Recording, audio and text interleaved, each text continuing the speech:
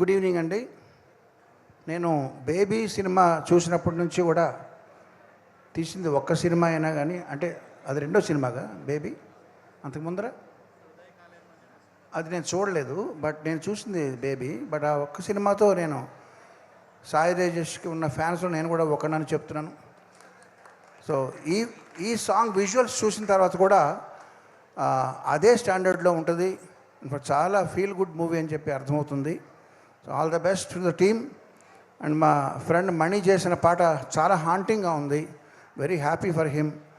And ఇది ఒక ఈ పాటలో ఇంకెన్ని పాటలు ఉంటాయి మొత్తం అన్నీ, ఇంకా 7 సాంగ్స్.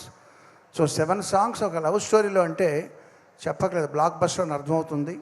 ఎందుకంటే లవ్ స్టోరీకి ప్రాణమే మ్యూజిక్. ఆ మ్యూజిక్ చాలా చక్కగా కుదురుతూ ఉంది. అండ్ ఫేసెస్ ఆ హీరో హీరోయిన్ కూడా చాలా ఫ్రెష్గా ఉన్నారు, వాళ్ళ ఎక్స్ప్రెషన్స్ కానీ విజువల్స్ కానీ అన్నీ.